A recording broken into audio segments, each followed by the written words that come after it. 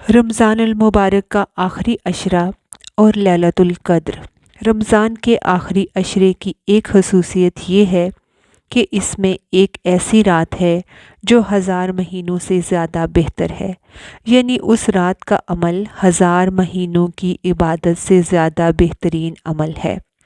یعنی ایک شخص اگر 1000 مہینے عبادت کرتا رہے اور دوسری طرف اس کو اگر یہ رات نصیب ہو جائے تو اس کی خوش قسمتی کے کیا کہنے، کیونکہ اس ایک رات میں وہ جو کچھ کرے گا وہ اس کی ساری عبادت سے افضل ہوگا۔ قرآن میں اللہ تعالیٰ نے ایک پوری سورت اس رات کے بارے میں نازل فرمائی ہے۔ سورۃ القدر۔ اللہ تعالیٰ فرماتے ہیں کہ بے شک ہم نے اس قرآن کو لیلۃ القدر میں اتارا، اور تمہیں کیا معلوم کہ لیلۃ القدر کیا ہے؟ لیلۃ القدر 1000 مہینوں سے زیادہ بہتر ہے۔ گویا اس رات کی فضیلت اس بنا پر بھی ہے کہ اس میں قرآن مجید نازل کیا گیا۔ قرآن کریم سب سے عظیم ہستی اللہ کی طرف سے آیا، سب سے بہترین انسان یعنی محمد صلی اللہ علیہ وآلہ وسلم پر نازل کیا گیا، اور سب سے بہترین مہینے رمضان المبارک میں نازل کیا گیا، سب سے بہترین رات یعنی لیلۃ القدر میں نازل کیا گیا کہ اس ایک رات کا عمل 1000 مہینوں سے افضل ہے، اور مزید فرمایا کہ اس میں فرشتے اترتے ہیں اور روح یعنی جبریل امین اترتے ہیں۔ یہ رات سراسر سلامتی کی رات ہے یہاں تک کہ فجر طلوع ہو جائے۔ اتنی خوبصورت رات، اتنی بہترین رات اور خیر و برکت اور بھلائیوں سے معمور رات، کیا ہم اس کا انتظار نہیں کریں گے؟ کیا ہم اس کو پانے کے لیے کوشش نہیں کریں گے اور اس کے لیے مزید اپنی تڑپ اور طلب بڑھائیں گے نہیں؟ خوش قسمت ہے وہ جو اس رات کی بھلائی پا گیا، اور بدقسمت ہے وہ جو اس رات کی خیر سے محروم رہ گیا۔ اس لیے ہمیں آج سے ہی اس بات کا تہیہ کر لینا چاہیے کہ انشاءاللہ ہم آخری عشرے کی سب راتوں میں عبادت کریں گے اور پچھلے 2 عشروں کی نسبت زیادہ کریں گے، تاکہ ہم اس رات میں نیک عمل کر کے اپنے نامہ اعمال کو بہتر بنا سکیں۔ اس رات کی تلاش میں اگر پورا عشرہ بھی عبادت کرنا پڑے تو کوئی مشکل کام نہیں، کوئی گھاٹے کا سودا نہیں، کیونکہ یہ رات جو خیر و برکت کی رات ہے، جس کو مل گئی اس کی خوش قسمتی کا کیا ٹھکانہ۔ لیکن یہ خوش قسمتی اس کے لیے ہے جو اس کی طلب رکھے، اس کے لیے بھاگ دوڑ کرے، اس کے انتظار میں رہے، اس کا شوق رکھے۔ یہ رات جس میں فرشتے اترتے ہیں، اس کے بارے میں نبی صلی اللہ علیہ وآلہ وسلم نے مزید وضاحت فرمائی۔ حضرت ابو ہریرہ سے روایت ہے کہ بلا شبہ اس رات میں زمین پر فرشتوں کی تعداد کنکریوں سے بھی زیادہ ہوتی ہے، اور پھر جب فرشتے اترتے ہیں تو ایک خاص طرح کا ماحول ہو جاتا ہے، ہر طرف نیکی کا دور دورہ ہوتا ہے، ایک خاص روح ہوتی ہے اس رات میں۔ اس لیے ہم سب کو اس سے بھرپور فائدہ اٹھانا چاہیے، کیونکہ ایک اچھا عمل 1000 ماہ کے عمل سے زیادہ اچھا ہے۔ حضرت انس رضی اللہ تعالیٰ عنہ سے روایت ہے کہ رمضان آیا تو نبی صلی اللہ علیہ وآلہ وسلم نے فرمایا کہ لوگو، یہ مہینہ جو تم پر آیا ہے اس میں ایک ایسی رات ہے جو 1000 مہینوں سے بہتر ہے۔ جو شخص اس سے محروم رہا وہ ہر بلائی سے محروم رہا۔ اس رات کی سعادت سے صرف بد نصیب کو ہی محروم کیا جاتا ہے، یعنی حقیقی معنوں میں بد نصیب وہ ہے جو اس رات کی عبادت سے محروم رہے، اس رات کی خیر و برکت سے محروم رہے۔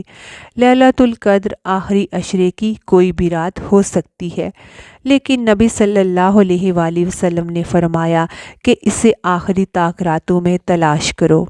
ابن عمر رضی اللہ تعالیٰ عنہ کہتے ہیں کہ نبی صلی اللہ علیہ وآلہ وسلم نے فرمایا، رمضان کے آخری عشرے میں شب قدر تلاش کرو، پھر اگر تم میں سے کوئی کمزوری دکھائے یا عاجز ہو جائے تو آخری 7 راتوں میں سستی نہ کرے۔ یعنی نبی صلی اللہ علیہ وآلہ وسلم نے اس کو اور جو ہے اس کی شارٹ لسٹ کر دی، پہلے 10 راتوں کا بتایا، پھر آخری 7 راتوں کی طرف توجہ دلائی۔ یہ صحیح مسلم کی روایت ہے۔ اسی رات کا قیام گناہوں کی بخشش کا ذریعہ ہے۔ نبی صلی اللہ علیہ وآلہ وسلم نے فرمایا، جس نے لیلۃ القدر میں ایمان اور احتساب یعنی ثواب کی نیت سے قیام کیا، اس کے پچھلے تمام گناہ معاف کر دیے جائیں گے۔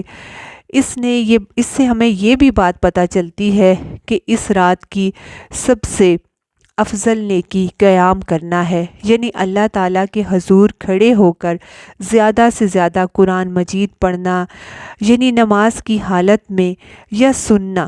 اس رات میں جو ہے وہ شور ہنگامے، لڑائی جھگڑے، فضول باتیں، لغو گفتگو سے پرہیز کرنا چاہیے۔ عام طور پر ہوتا یہ ہے کہ جب لوگ مساجد میں اکٹھے ہوتے ہیں یا کچھ گھروں میں لوگ اکٹھے ہوتے ہیں، اجتماعی طور پر قیام اللیل کا اہتمام کرتے ہیں، تو پھر بعض اوقات تھکاوٹ ہونے کی صورت میں چائے کا دور چلتا ہے یا پھر گفتگو شروع ہو جاتی ہے، اور ہو سکتا ہے کہ وہی دعا کی قبولیت کا ٹائم ہو۔ اس لیے پوری رات میں انسان اپنے آپ پر چیک رکھے، نظر رکھے کہ وہ عبادت کے سوا کسی اور چیز کی طرف دھیان نہ دے۔ اگر کوئی اور بھی کچھ کر رہا ہے تو اس کو بھی سمجھائے۔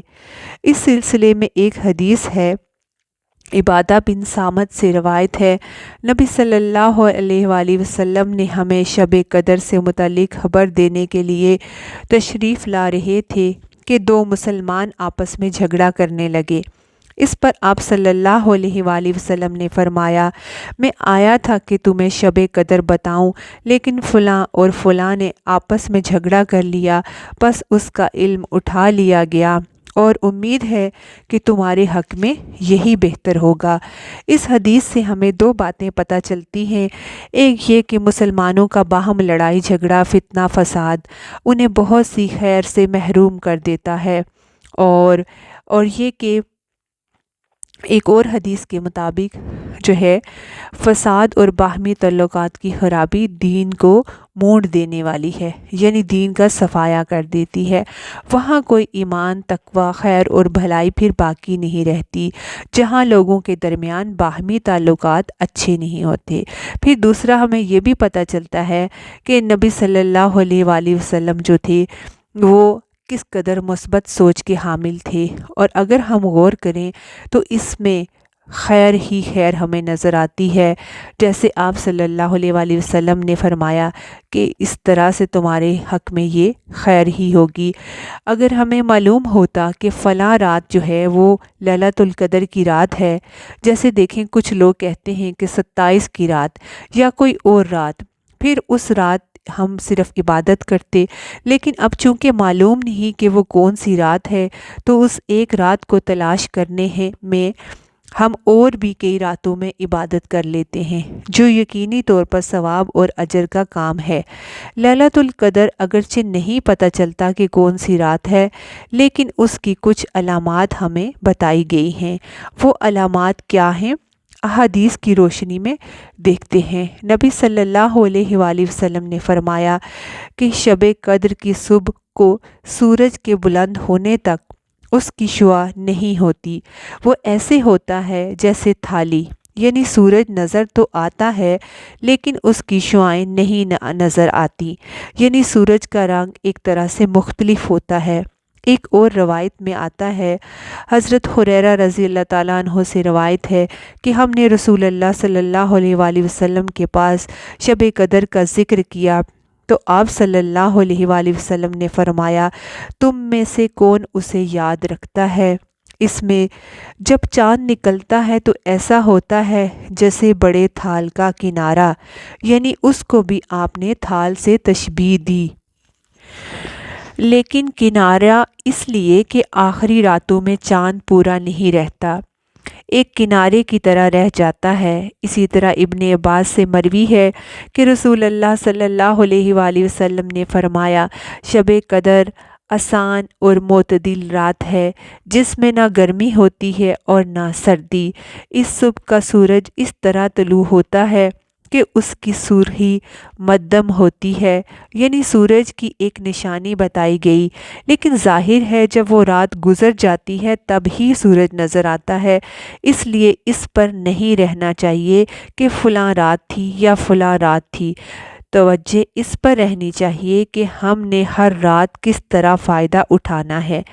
ایک اور روایت میں آتا ہے، حضرت زر سے روایت ہے، انہوں نے کہا کہ میں نے ابی ابن کعب کو فرماتے ہوئے سنا کہ ان سے کہا گیا کہ حضرت عبداللہ بن مسعود رضی اللہ تعالیٰ عنہ فرماتے ہیں، جو آدمی سارا سال قیام کرے وہ لیلۃ القدر کو پہنچ گیا۔